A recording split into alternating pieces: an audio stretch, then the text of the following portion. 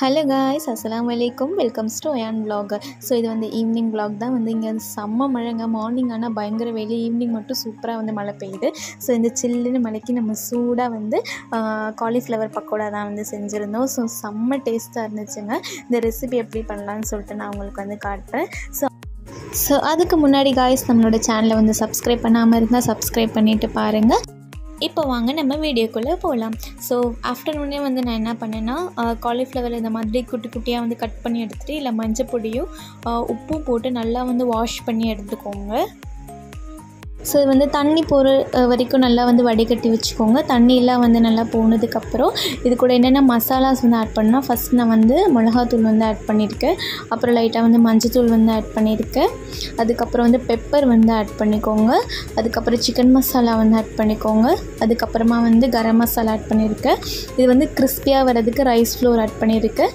அதுக்கப்புறமா வந்து கார்ன்ஃப்ளவர் மாவு, தேவையான அளவு உப்பு வந்து சேர்த்துக்கோங்க. ஸோ வந்து நல்லாவே மிக்ஸ் பண்ணிக்கோங்க. ஸோ இப்போ வந்து கொஞ்சம் தண்ணி விட்டு நல்லாவே வந்து மிக்ஸ் பண்ணி வச்சுக்கோங்க. இந்த கன்சிஸ்டன்சியில் வர மாதிரி மிக்ஸ் பண்ணிக்கோங்க. ரொம்ப வந்து தண்ணி ஊற்றிட வேணாம், லைட்டாக.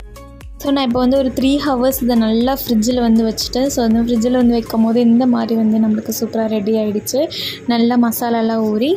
ஸோ இப்போ வந்து கடாயில் வந்து எண்ணெய் ஊற்றிட்டு அதை அப்படியே வந்து போட்டு ஃப்ரை பண்ணி எடுங்க. எண்ணெயே வந்து சுத்தமாக பிடிக்காதுங்க, ஒன்றுமே பிடிக்காது. ஸோ வந்து பாருங்கள், எண்ணெய் வந்து எவ்வளோ கிளியராக இருக்குது, நல்லா கிறிஸ்பியாகவும் கலராகவும் சூப்பராக இருக்கும். ஸோ கண்டிப்பாக வந்து இந்த காலிஃப்ளவர் பக்கோடா வந்து ட்ரை பண்ணுங்கள். இதுக்கு வந்து காம்பினேஷனாக வந்து நம்ம பிளாக் டீ தாங்க. எப்போயுமே நாங்கள் வந்து ஈவினிங் ஆகும்போது பிளாக் டீ தான் குடிப்போம். ஸோ அது வந்து வைக்க போகிறேன். வந்து தேவையான அளவுக்கு தண்ணி ஊற்றிட்டு அது கூட வந்து பட்டை, அதுக்கப்புறம் 2 ஏலக்காய் இந்த மாதிரி கட் பண்ணி எடுத்துருக்கேன். ஸோ அதை எடுத்துக்கிட்டேன். அதுக்கப்புறம் இது கூட வந்து புதினா இருந்தால் சூப்பராக இருக்கும். ஸோ நான் வெளியில் போய் புதினாவையுமே வந்து கட் பண்ணி எடுத்துக்கிட்டேன். என்கிட்ட அப்போ ஸ்டாக் இல்லைங்க. அப்போ வந்து வெளியில் வந்து கொஞ்சம் புதினா வந்து வளர்ந்துருந்துச்சு. ஸோ அதை வந்து எடுத்துகிட்டு வந்து நான் அப்படியே வந்து டீயில் வந்து போட்டுட்டேன், வாஷ் பண்ணி. ஸோ நெக்ஸ்ட்டு வந்து அது கூட வந்து நம்ம சுகர் வந்து ஆட் பண்ணிவிட்டு இந்த மாதிரி நல்லா கொதி வந்ததுக்கப்புறமா தான் வந்து டீ தூள் போடணும். ஸோ அப்போ தான் வந்து அந்த டீ வந்து நல்லா சூப்பராக இருக்கும்.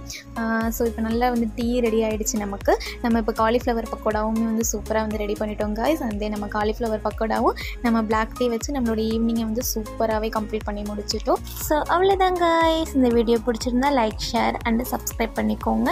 அண்ட்